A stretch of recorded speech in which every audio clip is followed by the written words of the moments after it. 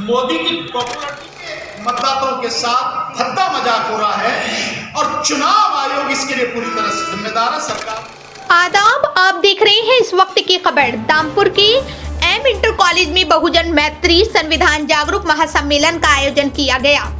धामपुर जागरूक महासम्मेलन के मुख्य संयोजक पूर्व अपर जिला जज एवं न्यायाधीश मनोज कुमार ने कहा कि देश राजदंड से नहीं बल्कि संविधान से चलेगा। सन 2024 में होने वाले लोकसभा चुनाव में संविधान को पलटने का प्रयास किया। कहा कि आज तक किसी भी सरकार ने डॉक्टर भीमराव अंबेडकर के बने संविधान को लागू करने का प्रयास नहीं किया। ऐसा होता तो देश में हिंदू मुस्लिम के बीच सांप्रदायिकता की खाई को खोदने का प्रयास न होता। रविवार को केएम इंटर कॉलेज में आयोजित महासम्मेलन में मनोज कुमार ने कहा। वहीं पत्रकारों से वार्ता में मुख्य संयोजक ने कहा कि भारत का संविधान दुनिया के अन्य संविधानों में श्रेष्ठतम है। भारत दुनिया का सबसे बड़ा लोकतंत्र है। बाबा साहब ने सभी के हितों की रक्षा के लिए मजबूत संविधान लिखा। आज तक संविधान का पूर्ण का पालन नहीं हो सका, जिसके चलते देश में असमानता बढ़ती जा रही है। भारत में बाबा साहब का कारवां पीछे जा रहा है। संवैधानिक समस्याएं संविधान के उद्देश्यों को पूरा करने में असफल हैं। देश में संविधान के अनुसार समता, न्याय, बंधुता के बजाय असमानता, अन्य नफरत फैलाई जा रही है। अशिक्षा, बेरोजगारी बढ़ रही है। गरीब और अधिक गरीब होता जा रहा है। देश की अधिक पूंजी कुछ लोगों के हाथों में है। संविधान के पिलर कमजोर हो रहे हैं।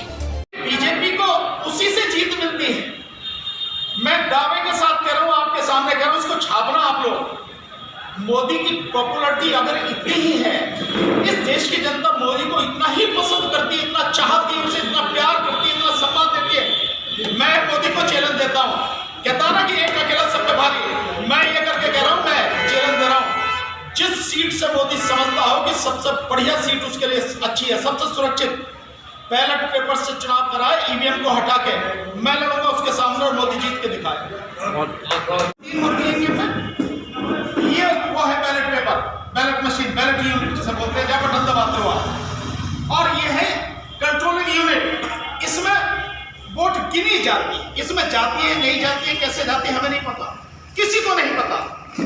वोट इसकी गिनती होती है और ये है वीवीपैट। इस वीवीपैट में पर्ची कट के गिरती है। 7 सेकंड में देखने का समय होता कि आपने बटन दबाया तो 7 सेकंड में देख लो कि आपको गई है नहीं गई।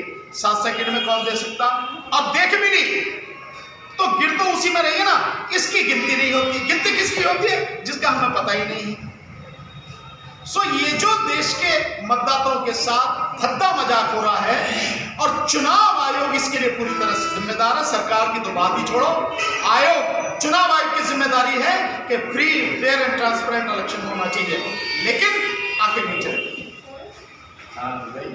इसलिए अगर ईवीएम रहेगी तो मोदी को कोई नहीं हरा पाएगा। और मोदी अगर चुनाव जीत के 2024 में आ गया तो इसके बाद बचना कुछ नहीं है। ये लड़ाई अब केवल चुनाव हारने जीतने की नहीं है, ये राजनीतिक लड़ाई नहीं रही। ये इस देश के और देश के लोगों के अस्तित्व की लड़ाई बन चुकी है। और इस देश की जनता अगर अपने अस्तित्व को बचाने के लिए, अपनी आने वाली पीढ़ी को बचाने के लिए, अपने बच्चों को भविष्य बचाने के लिए लड़ सकती है तो लड़ ले, नहीं तो खात्मा सकता हो नहीं। कल दिग्विजय सिंह ने ईवीएम बचाओ मीटिंग हम कर रहे थे, दिग्विजय सिंह थे उसमें।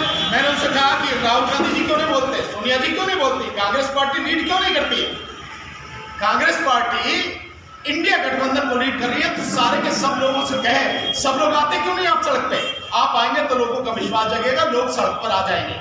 हम तो कर ही रहे हैं, लेकिन हमारे करने के बावजूद भी लोग सड़क पर नहीं आ रहे, बावजूद उसके हम लगातार लड़ रहे हैं।